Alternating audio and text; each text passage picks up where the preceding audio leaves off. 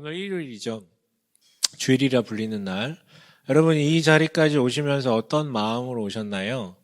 발걸음이 빨라지고 기분이 좋고 하시던가요? 아니면 또 일요일이구나 교회를 가야겠다라는 마음으로 오셨는지요?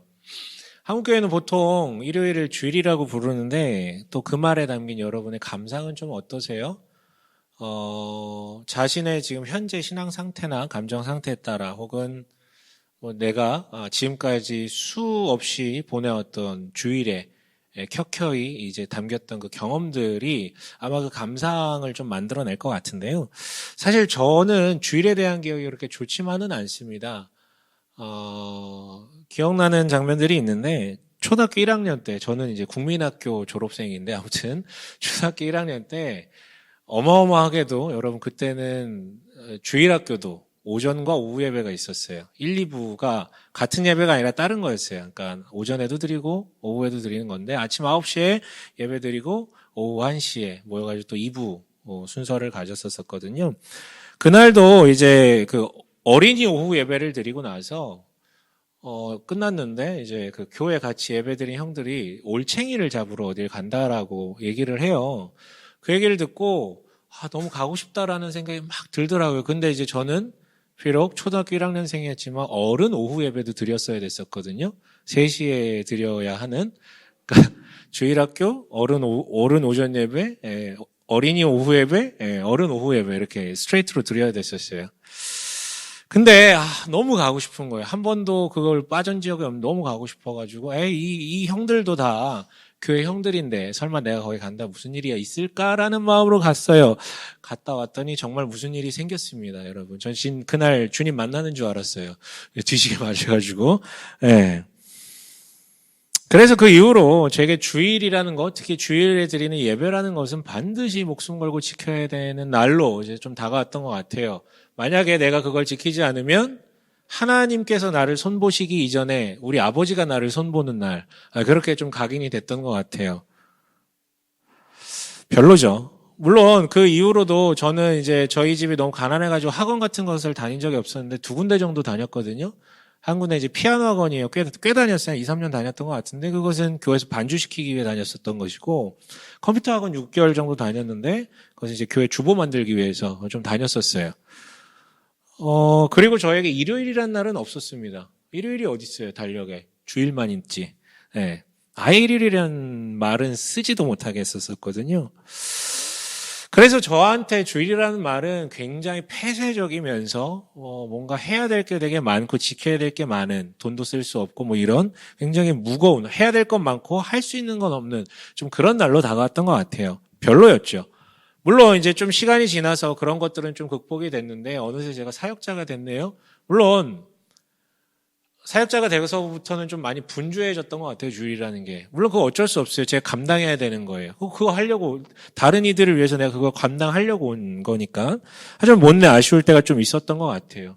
여러분들은 좀 어떠세요? 여기도 모태신앙들 많은 걸로 알고 있는데 이런 맥락에 있었던 많은 모태신앙들이 좀 그 주일이란 걸 되게 무겁게 느꼈던 이들이 혹은 주일에 해야 되는 봉사라든가 금계가 이게 너무 많았던 분들 같은 경우에는 자연스럽게 주일로부터 멀어지더라고요. 주일이란 시간을 자기 삶에서 이렇게 버리게 되는 것이죠.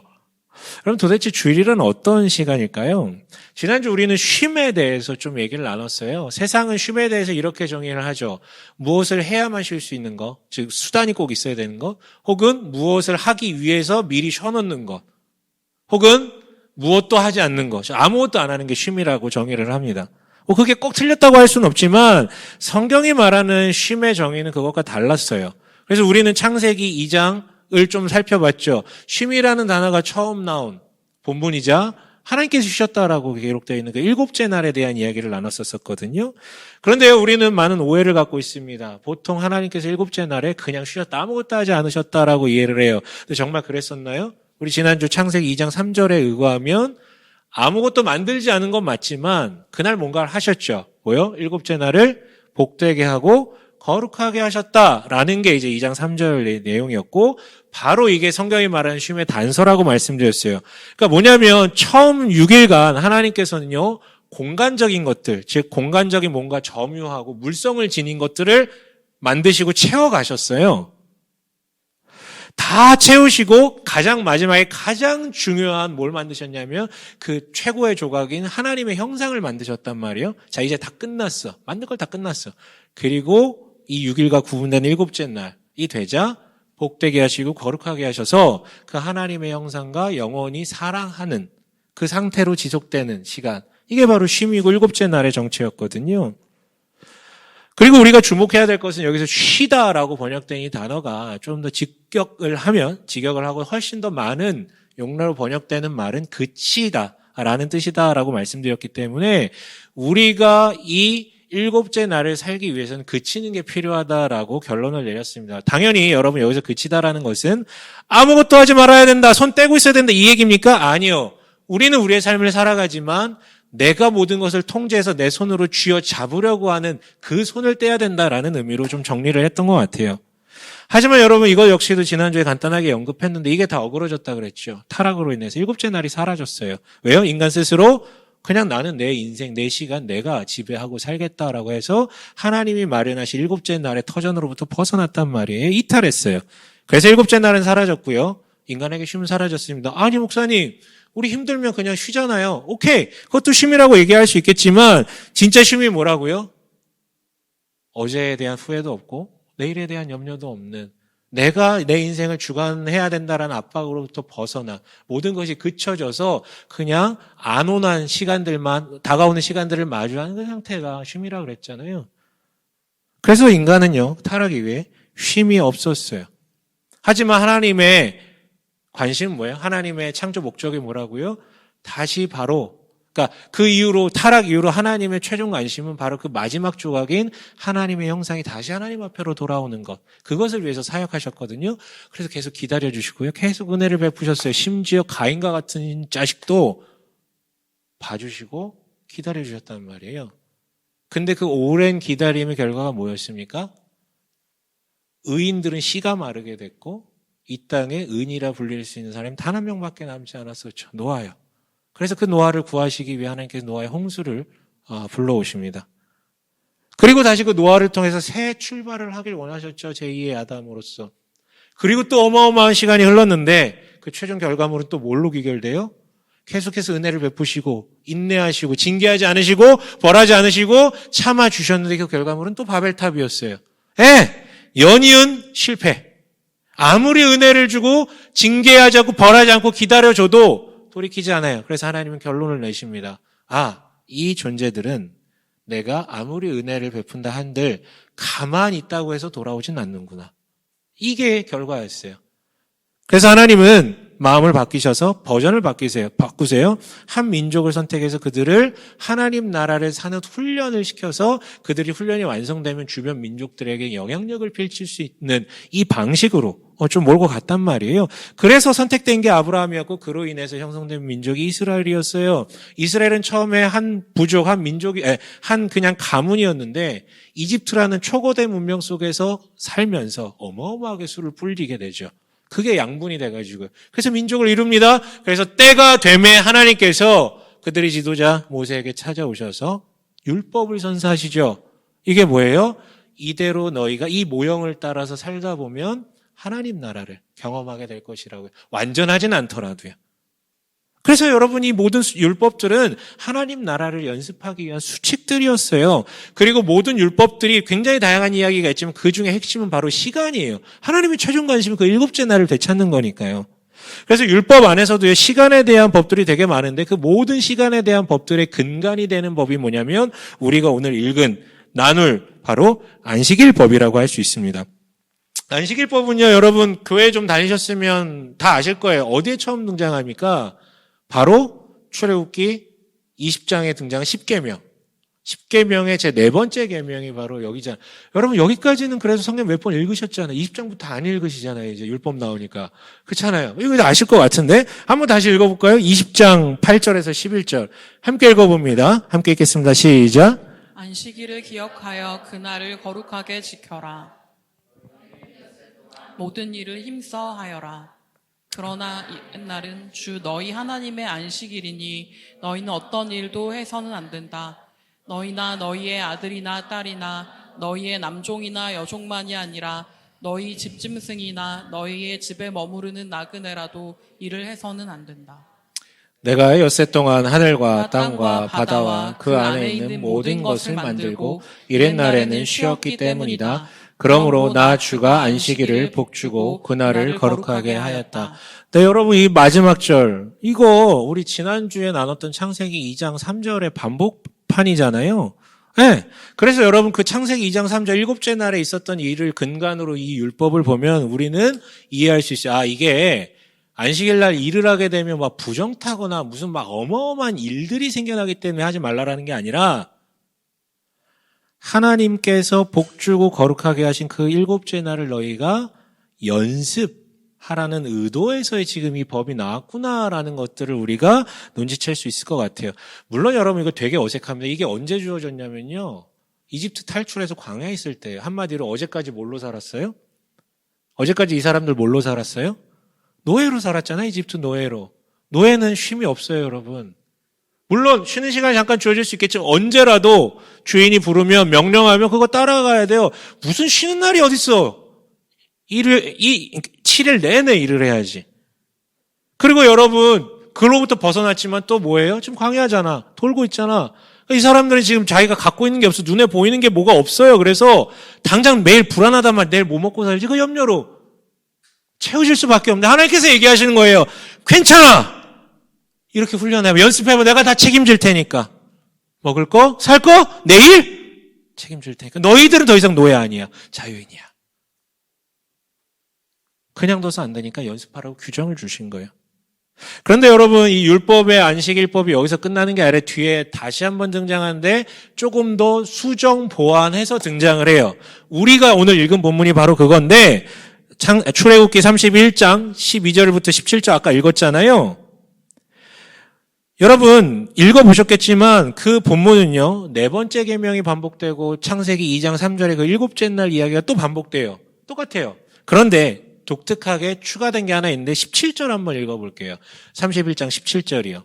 자, 한번 읽어보도록 하겠습니다. 시작.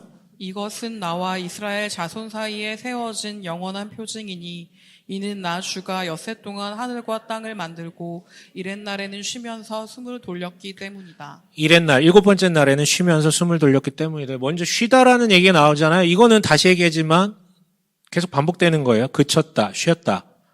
그런데 뭐가 독특하냐면 뒤 이어 나오는 숨을 돌리다라는 표현이에요. 이건 앞에 나온 게 아니에요. 네 번째 계명에도 안 나오고 창세기 2장에도 안 나오는 얘기거든요. 여기 주목해 봤으면 좋겠어요. 이 표현을요. 직역하면 회복하다라는 뜻이에요. 회복하다. 그런데 숨을 돌리다라고 번역한 이유가 뭐냐면 이 동사의 어원이 이런 거예요. 영혼, 자아, 존재, 숨 이런 거. 이게 되게 추상적인데 일련의 뭔가 느낌이 있지 않으세요? 이 단어의 의미를 지칭하는 뭔가 느낌? 그래서 17절 이 끝에는 이렇게 번역할 수도 있어요. 나는 일곱째 날에 그쳤고 또 자아를 회복했다. 이런 식으로요. 그런데요, 이렇게 해석했다고 해서 그대로 믿으면 안 되죠. 하나님께서 자아를 회복하셨다고? 이게 말이 됩니까? 여러분, 우리가 믿는 그 하나님이요. 뭔가 에너지를 쓰고 나면 기력이 후달려가지고 회복의 시간을 가져셔야만 하는 그런 분입니까? 그건 여러분 지극히 우리가 본 마블 코믹스에 나오는 신이고 그리스 로마 신화에 나오는 신이에요. 하나님은 자아 회복이 필요하지 않습니다. 그런데 왜 일곱째 날 설명에도 없었고 넷째 계명에도 없던 이 표현이 여기 왜 추가된 겁니까? 제가 추정하기로는 그래요. 하나님께는 필요 없지만 이 율법을 지킬 사람들에게 일어날 일들 그리고 이 율법을 지켜야만 하는 이유를 이들에게 설명하기 위해서 나도 이렇게 했다라고 애둘러 표현하신 것 아닐까. 만약에 그래서 니네가 이걸 지킨다면 이렇게 될 것이다 라는 것이죠. 그래서 여러분 안식일법을 이렇게 정리할 수 있어요. 뭐냐면 하나님의 다스림 안에서 그침과 자아의 회복, 중요하죠? 그치는 것 하나, 자아가 회복되는 것 하나. 이 두 가지를 누리는 연습을 위해 주어진 법이요. 그러니까 다시 얘기하면 아무것도 안 하는 게 아니라 나의 일을 그치는 거예요. 하나님이 주관자이신 그 그 자리로 돌아가는 거죠. 그래서 하나님의 일하심을 내가 누리고 그의 주권과 돌봄을 확신하는 가운데 비로소 깨닫게 되는 거죠. 나는 누구지? 나는 무엇을 위해서 지어졌지? 나는 무엇을 위해서 살아야 되지? 난 나중에 어떻게 되는 존재지? 이 본질적인 것을 다시 한번 되돌림으로 인해서 6일 내내 혼돈스러웠던 것을 다시 한번 자리 잡고 다시 시간을 마주하게 되는 거예요. 이렇게 자아를 회복하는 거, 그친 다음에 자아를 회복하는 게 반복이 되고 연습이 되면 자연스럽게 열망하게 돼요. 나중에 총말에 하나님께서 나를 완전히 지배하셔가지고 그 마지막 날에 나는 도대체 어떤 시간을 보내게 될 것이 열망하게 된단 말이에요. 이 비루하고 막 곤란스럽고 이런 문제가 더 이상 없는, 어제에 대한 후회도 내일에 대한 염려도 없는, 그냥 안온하고 너무나도 풍성한 그 시간들 열망하게 되는 것이죠. 여러분 쉽게 비유해 볼게요. 제가 지난주에 설교를 했는데 몇몇 분한테 얘기를 들었어요. 설교를 듣다가 중간에 정신이 잠깐 나갔다는 소리를 되게 많이 들었어요. 좀 많이 어려웠었나 봐요. 그래서 제가 좀 많이 반성하게 됐는데, 그래서 좀 쉽게 비유를 해볼게요. 제가 오늘을 살다라는 주제로 설교를 했었는데, 그때 당연히 중요한 거는 시간의 주인인, 시간의 중력을 되찾아 주신 예수님을 믿는 것이다라고 얘기했지만, 그럼에도 불구하고 오늘을 살기 위해서 우리가 할 수 있는 팁이 하나 있다라고 얘기했죠. 오늘이랑 24시간 너무 길기 때문에 이걸 우리가 다 제대로 살 수는 없고, 오늘 말고 지금을 살아보자라고 얘기했잖아요. 지금. 근데 지금을 사는 것도 쉽지 않아요. 왜냐하면 우리의 주의력은 계속 휘발되거든. 계속 딴 데로 가거든. 그래서 드렸던 팁이 뭡니까? 잠시 그러할 때마다 짜증나고 딴 생각하고 어제를 살고 내일을 살라고 할 때마다 깊은 심호흡을 해보자라고 얘기했잖아요. 왜요? 그걸 통해서 그치는 거죠. 계속 딴 데로 가는 그 생각을 그치는 거고, 내 감정을 그치는 거고, 동시에 우리의 그 심호흡은 다른 종교의 심호흡하고 다르게 어떤 거요?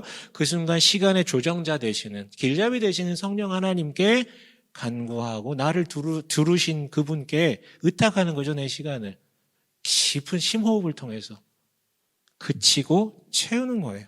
회복하는 것이 이거예요. 심호흡이 지금을 되찾게 해서 오늘을 살게 하는 것처럼 안식일을 지킴으로 인해서 안식일 외의 모든 시간을 다시 하나님께로 되돌리게 하는 것. 일곱째 날로 살게 하는 것. 이게 안식일의 의미예요. 그래서 심호흡이 오늘을 살기 위한 반전의 순간이라면, 안식일은 모든 시간을 일곱째 날로 살기 위한 반전의 시간이라고 할 수 있죠. 이 시간을 어떻게 보내느냐에 따라서 나머지 시간들이 다 운명이 결정된다라는 얘기예요. 그러나 문제가 있어요. 이번에도 문제가 생긴 거예요. 가만히 놔둬도 안 돼가지고 안식일에 법을 주고 훈련을 시켜봤는데 이거마저도 실패했어요. 왜요? 사람들이 또 거절해요. 거부해요. 전혀 다른 두 가지 방식으로요. 하나는 우리 그냥 금방 떠올릴 것만큼 그냥 그 법 자체를 거절하는 거예요. 아예 모르거나 아니면 알아도 안 지켜. 유대인들도 조금 시간 지나면 다 안식일을 제대로 안 지키거든요. 그러니까 하나님의 그 법을 받아들이지 않는 방식으로 거부합니다. 이게 여러분, 이들은 왜 이렇게 갑니까? 결국은 나에게 주어진 시간을 누가 통제하겠다? 내가 지배하겠다. 내 힘으로 살겠다라는 의식에 사로잡혔기 때문에 안식일을 관계없어요. 관심도 없고 지키지도 않아요. 그리고 스스로 쉼의 시간도 한번 가져보려고 하죠. 뭘 하거나 아무것도 안 해버리거나. 하지만 여러분, 그 쉼은 전혀 진정한 쉼이 아니죠. 그 귀결은 혼돈과 허무로 흘러갈 수밖에 없습니다. 단언컨대 여러분들이 이렇게 쉬었으면 좋겠다라고 생각하는 그거 한 달만 해보세요. 2달만 해보세요. 지루해집니다. 오히려 그것 때문에 중독이 되고요. 그래서 여러분, 이에 대한 안식일법의 경고를 한번 들어볼까요? 15절 한번 읽어보겠습니다. 출애굽기 31장 15절이요. 함께 읽어봅니다. 시작. 엿새 동안은 일을 하고 이렛날은 나 주에게 바친 거룩한 날이므로 완전히 쉬어야 한다. 안식일에 일하는 사람은 반드시 죽여야 한다. 네. 어떠세요? 이게 안식일 이거 안 지키면 이내 다 죽여버리겠다라는 무시무시한 명령으로 들리시나요? 여러분, 물론 그 고대 문화를 전제로 준 법이기 때문에 분명하게 징벌적 의미가 담겨 있음을 부정할 수 없어요. 하지만 제가 이 구절을 천천히 보다가 되게 재미있는 사실을 발견했어요. 뭐냐면 이 원문을 보면요, 히브리어로 죽다라는 동사가 연달아 나와요. 죽다. 형태만 다르게 해가지고요. 그래서 그것을 해석하면 이래요. 죽는다, 죽게 만들어질 것이다. 그리고 보통 이렇게 반복되는 동사를 겹쳐가지고 되게 강조한다라고 의미를 잡아가지고 우리 읽은 성경처럼 반드시 죽여야 한다라고 번역을 하기도 해요. 이게 더 맞을 수 있어요. 하지만 저는 죽는다, 죽게 만들어야 된다라는 이 직역도 되게 많이 다가와요. 먼저는 말 그대로 죽어요. 그렇죠? 여러분, 근데 안식일법 지켜도 죽어요. 다 죽어요. 나이 들면 다 죽어요. 하지만 이 법을 지키고 따르며 하나님의 그 시간을 열망하게 된 자는 끝없는 자아 속에 비록 물성을 지닌 이 공간성을 지닌 이 몸은 죽을지언정 그에게 영원한 죽음은 없다는 거예요. 오히려 죽음이 소멸되죠. 그 사람에게 있어서. 하지만 이 법이 없는 자는 자아의 회복됨이 없기 때문에 그 자신이 계속 소멸된다라는 것이죠. 누군가에겐 죽음이 소멸되고 누군가에게는 그 자아가 소멸되고요. 또한 죽게 만들어줘요. 이런 그침 그리고 자아의 회복이 없는 이의 시간은 창세기 1장 2절이 말하듯 혼돈하고 공허하며 어둠이 깊음 위에 있는 시간으로 나아가게 됩니다. 장례식만 유예한 채 사는 시간들이랄까요? 근데 이게 하나의 거부자들이라면 정말 예상 외의 거부자들이 있어요. 단 한 번도 아마 생각해 보신 적 없을걸요? 뭐냐면 골 때리는데 또 다른 거부자의 정체는 바리새인들이에요. 율법주의자들. 이게 무슨 얘기냐고요? 이 사람들만큼 안식일법 지키는데 목숨 건 사람들 없었잖아요. 그게 문제였어요. 이 사람들이 열심히 너무 지나쳐서 어떻게 합니까? 안식일법을 잘 지키기 위해서 그 밑에 이 법은 이만큼인데 그 밑에 주석을 이만큼 달아놨었어요. 이 안식일을 잘 지키기 위해서는 이렇게 해야 된다. 저건 건 하면 안 된다. 뭐 돈 쓰면 안 된다. 뭐 이런 식으로 엄청 달아놓은 거죠. 이걸 다 지켜야만 안식일법을 지킨 거다라는 거예요. 그렇게 지켜야 할 때 비로소 우리는 의로워지고 하나님께서 우리에게 일곱째 날이라는 시간을 되돌려 준다라는 것이죠.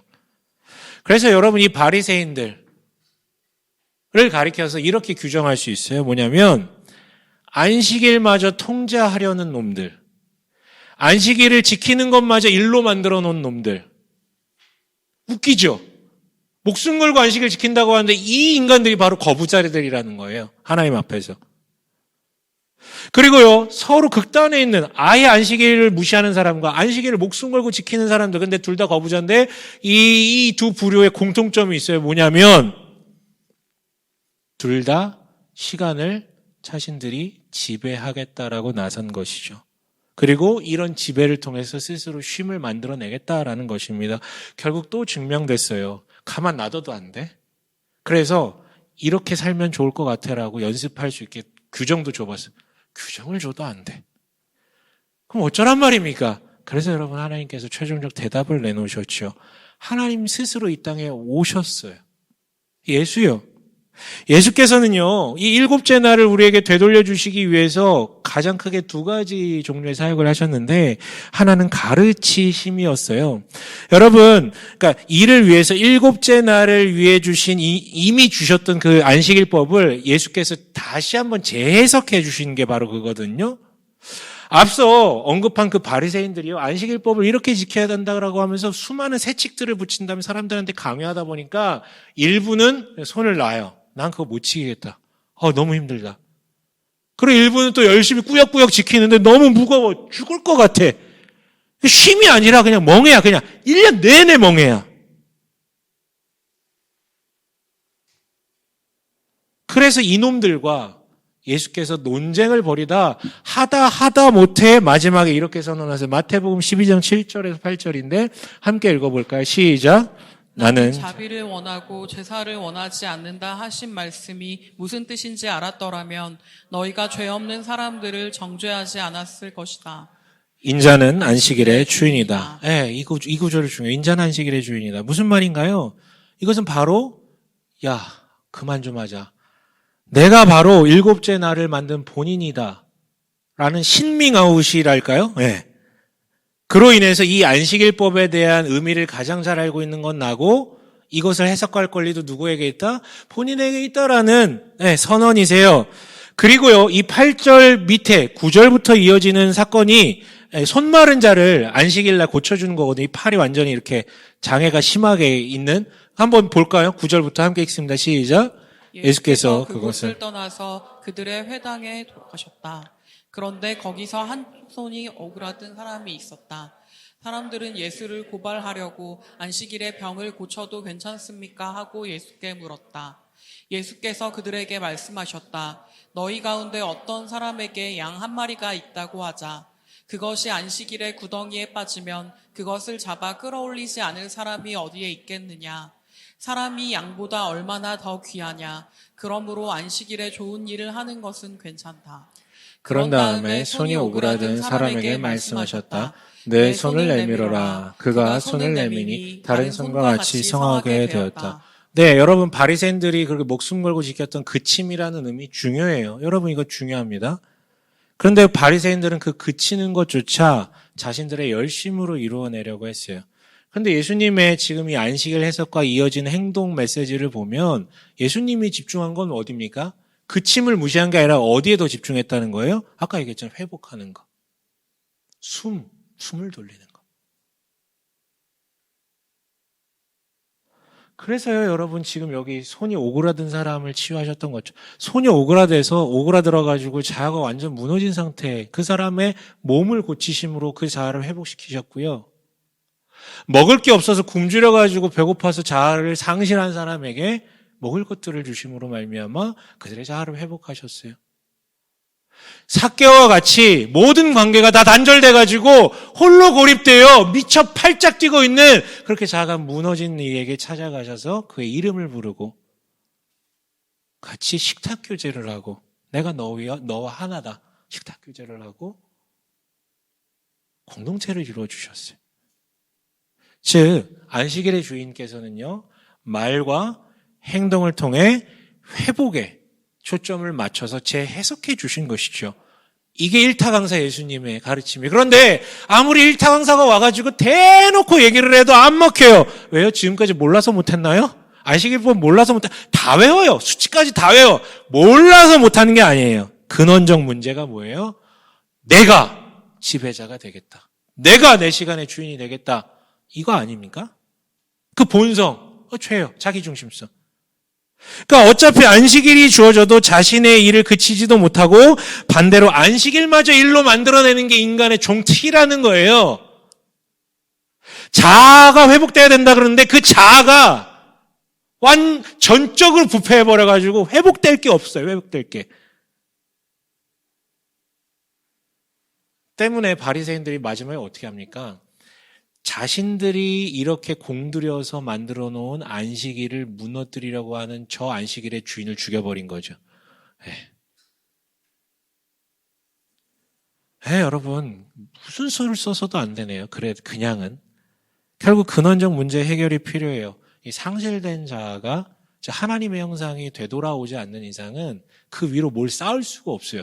물 위에는 아무것도 못 쌓아요. 그러니까 이게 터전이 생겨야 뭘 쌓을 수 있을 거 아니에요. 율법을 줘도 그냥 없어져. 은혜를 줘도 그냥 없어져. 그래서 예수께서 끝내 십자가를 짊어지신 거예요. 그 예수를 받아들일 때 바로 우리 상실된 자의 터전이 돌아오게 되거든요. 이처럼 예수께서 우리에게 일곱째 날이라는 것을 되찾아주시기 위해서 오셨다는 사실과 그것을 찾아주시기 위해 실제 목숨까지 내놓으셨다는 사실을 우리가 진정으로 받아들이게 된다면 우리에게도 그 기회가 열리는 것이지요. 그래서 여러분 우리가 일곱째 날을 살려면 바로 이 예수 그리스도를 믿는 것이 핵심입니다. 그러나 우리도 할 수 있는 게 분명히 있어요. 우리 어떻게 해야 됩니까? 단서는 이미 나왔죠. 왜요? 예수님께서 그 율법을 보고 이거 직시 마 하신 게 아니라 어떻게 하셨다고요? 재해석해 주셨다라고 말씀했잖아요. 그러니까 여러분 이 안식일법은 사라질 것이 아니라 우리가 재해석된 예수님의 말씀대로 지켜야 되는 거예요. 그래야지 우리가 나머지 날들을 일곱째 날로 변화시킬 수 있는 것이죠. 그리고 우리는 여전히 죄된 본성이 지배하는 이 문화 속에서 여전히 죄성이 담긴 상태로 살아가기 때문에 이 안식일법을 지킬 필요가 있어요. 단 우리는 일곱째 날을 연습하기 위해서 지키는 것이지 바리새인들이 강요했던 그 율법주의적 안식일이 아니에요. 그리고 이 법은 3,500년 전에 그 고대 근동 사람들을 전제로 그들의 문화와 상식과 그 이성과 수준을 전제로 주어진 법이기 때문에 우리가 이 안식일법을 지키려면 많은 변화가 필요해요. 없애는 게 아니라 많은 변화가 필요하다고요. 다행히 우리가 따로 연구하지 않아도 이것을 미리 고민하고 적용해서 우리에게 전수한 사람들이 있어요. 그게 바로 초대교회, 사도행전 때부터 나온 초대교회 이야기거든요. 이 사람들 고민하다가 변화시켜놨어요. 어떻게 해요? 주일 공동체적 예배로. 무슨 뜻이냐고요? 우선 시간을 바꿨어요. 원래 안식일은 무슨 요일입니까? 요 정도 우리 이제 상식이시죠? 원래 안식일이 무슨 요일입니까? 내가 보니까 또 눈알을 이렇게 돌리시는데, 예, 원래 안식일은 무슨 요일입니까? 토요일이잖아. 이 정도예요. 예, 토요일. 예. 앞에 한 사람 말하니까 뒤에서 따라서 예, 감사합니다. 토요일. 그런데 일요일로 바꿨어요. 왜냐하면 우선은 유대인들이 원래는 이 초대교회 사람들도 안식일 즉 토요일에 회집을 했거든요. 근데 이 유대교가 어느 순간 저 자식들 이단의 종파 괴수들 하나님께 저주받을 놈들을 그러고 실제 회의에서 호적을 파버렸어요. 예, 결의를 해버렸어요. 그리고 또 하나는 뭐냐면 당시 일요일이 썬데이, 즉 태양신의 날로서 로마 제국의 공식 휴일이 돼버렸어요. 이미 수십 년 전에.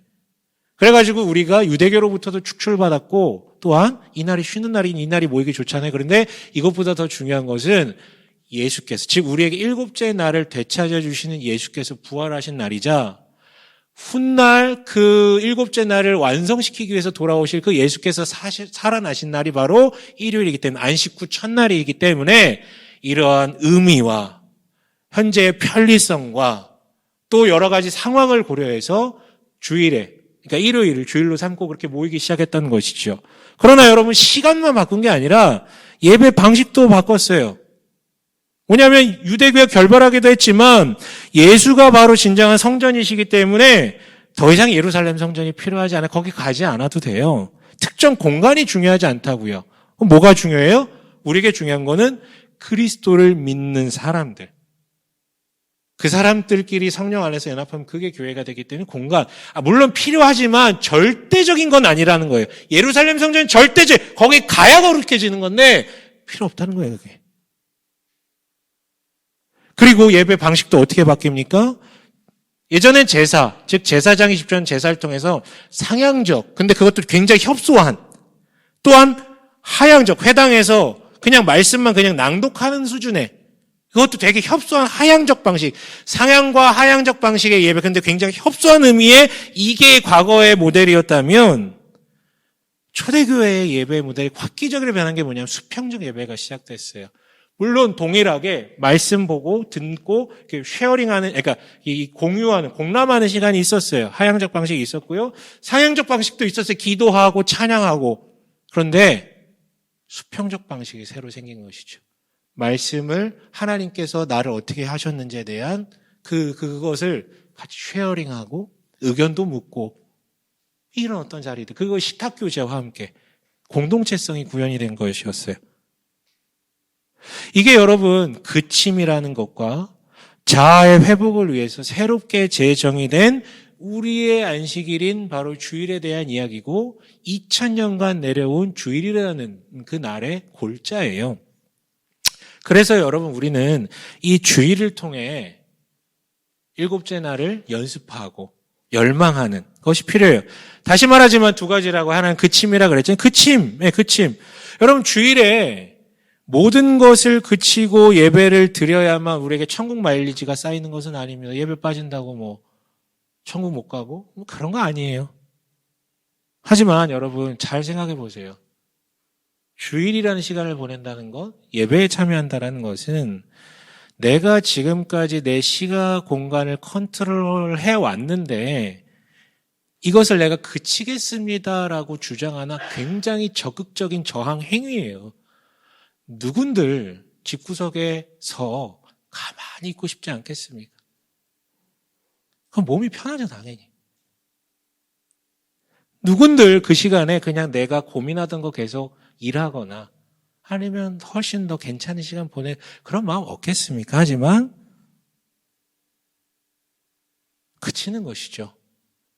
내가 내 시간의 주인이 아니라, 내가 하나님이 아니라 하나님만이 하나님이십니다를 고백하는 아주 적극적인 행위예요.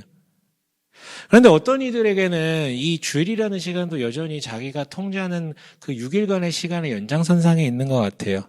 마치 내가 일을 하다가 쉬고 싶을 때 쉼의 날을 정하는 것처럼, 일을 하다가 기도가 마려울 때, 왠지 좀 찝찝할 때 그냥 내가 시간에 맞춰서 그냥 가는, 그 시각조차도 그냥 내가 편한 시각에 맞춰서. 여러분, 사실 거기에 그침이란 건 부재합니다. 여러분, 저희 교회가 온라인 예배를 잠실에 그냥 중단해버린 것은, 물론 아프거나 뭐 일이 있거나 그래가지고 일부 공개로 이렇게는 드리지만, 이 그친 것은, 그러니까 안 한 것은 바로 이 그침의 의미가 거기 있는가라는 어떤 반문 때문이었어요. 우리가 클라이언트들에게는, 우리 상사들에게는 시간을 통제받는 것을 굉장히 어렵게 생각하지 않거든요. 근데 우리의 시간의 주인이신 하나님의 그 시간에 맞춘다라는 것, 그분께 통제받는다는 것, 통제받는다는 게 뭔데요? 추상적인 거 얘기하지 말자고요. 그냥 딱 고정된 그 시각조차도 우리가 맞춰줄 수 없다면 과연 거기에 뭐가 있을까라는 생각이 들어요. 자기의 일을 하기 위해서 알람을 맞추듯이 이 시간을 떼어놓기 위해서 또 알람을 맞추는 것도 필요하지 않을까? 그래서 저는 그런 생각이 있어요. 주일에 여기 보면요, 전 다 보이잖아요. 조는 사람도 있거든요. 조는 사람이 늘 졸아. 조는 사람이 늘 조는데, 오늘도 지금 몇 명 있었어요. 근데 다시 돌아오셨어요. 다행히, 감사하게. 돌아오셨는데, 저는 그것도 의미 있다고 생각을 해요. 피곤하지만, 와서 또 졸지만, 물론 이제 졸다가 듣는 뭐 한 문장 때문에 또 마음이 이게 돌아서는 것도 있겠지만 그런 거 상관없더라도 그 사람은 이미 내가 내 시간의 주인됨을 그치고 여기 오겠다라고, 이게 의지의 표명이잖아요. 저는 그 가운데 분명 하나님께서 뭔가 신비적 역사를 하실 가능성이 크다라고 생각을 해요. 그리고 또 하나가 뭐였습니까? 주의를 통해서 자아회복이 필요하더라고요. 요즘 사람들은 여러분 자아회복의 단초를 MBTI에서 찾는 것 같습니다. 서로 만나면 당신은 뭡니까? 저는 T입니다. 저 왕T입니다. 다 아시죠? 네, 전 왕T입니다. 제 말에 상처받지 마십시오. 악의는 없습니다. 자, 아무튼, 네.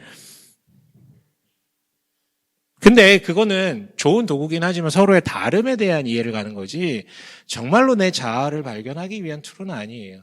근데 우리는 이미 알고 있어요. 우리의 자아는 뭡니까? 하나님이 나를 독특하고 특별하게 만드셨고, 그런 나를 너무나도 사랑하시고, 그리고 너도 사랑하신다라는 거 아닙니까? 근데 예배가 바로 그거를 찾는 과정이에요.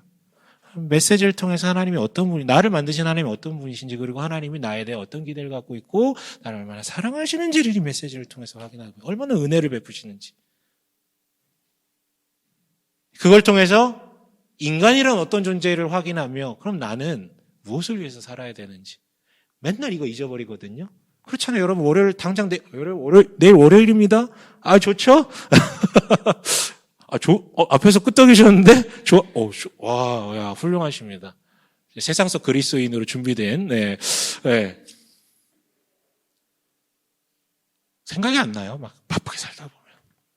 뭘 해서 살아야 되는지도 모르고. 뭐, 고작 우리가 답할 수 있는 게 돈이죠. 그런데 그 예배를 통해서 돌이키는 거예요. 내가 누구였지? 난 뭘 위해서 살아야 되겠지? 그리고 거기서 끝이 아니라 공동체적인 연합을 통해서 나의 하나님과 너의 하나님, 이런 얘기를 나누면서 풍성해지는 것이죠. 그리고 공동체적 활동을 통해서 하나님이 이런 사람에겐 이렇게 일하시는구나. 그럼 나는, 독특한 나는, 지으신 나는 어떤 식으로 일하시는, 이런 것들을 확인하고요. 그리고 그 모든 시간을 통해서 내가 하나님이 아니라 하나님만이 하나님이십니다를 다시 한번 확정되는 것이죠. 신비가 일어나요. 그래서 여러분, 미르바돈이라는 학자가 안식이라는 책을 썼는데 거기에 나온 아주 유명한 구절이에요. 함께 읽어볼까요? 시작. 시킨다. 네, 맞아요. 근데 이건 우리식으로 번안하면 뭡니까? 우리가 주의를 지키는 게 아니라 주일이 우리를 지킨다. 그치게 하고 자아를 회복하게 함으로요. 말씀을 마칠게요. 여러분 다시 말씀드리지만 안식일, 즉 주일은 심호흡과 같습니다. 심호흡. 이거 안 한다고 당장에 문제 생깁니까? 여러분 살면서? 문제 생기지 않아요. 살 수 있어요. 그런데 그침이 없는 삶, 자아 회복이 없는 삶에는 계속 100m 달리기 하고 있는 거예요. 점점 숨이 차오르기 시작해요. 그렇게 늘 거친 숨을 몰아쉬며 살다가 정신 못 차리고 살면 얼마나 안타깝습니까?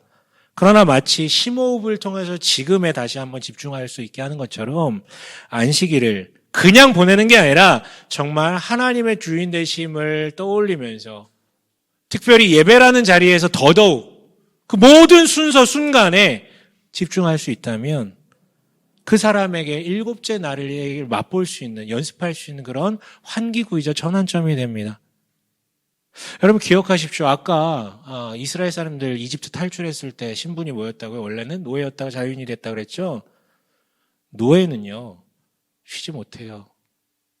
노예에게 쉼은 없어요. 물론 자는 시간이 있죠. 다 있죠. 그런데 항상 뭐가 있어요? 주인이 강압적으로 와 하면 다 가야 돼요. 쉼이란 건 없어요. 자기가 계획할 수 있는 건 아무것도 없어요. 얽매이는 것들이 너무 많단 말이에요. 전도서의 전도자가 헤벨이라고 불리는 것들에 우리가 되게 얽매여져 있습니다. 노예요, 노예. 그 노예들에겐 쉼이 없어요. 자유자만 쉼이 있죠. 바쁘더라도 자유 있는 쉼을 가질 수 있습니다. 얽매여 있지 않으니까요. 여러분 부디 당신이 자유인으로 당신의 정체성이 노예가 아니라 자유인이다라는 사실을 깨닫게 만드는 이 안식일을 반드시 이 주일을 거룩하게 지키시길 원합니다. 그걸 통해 회복이 일어나길 원하고요.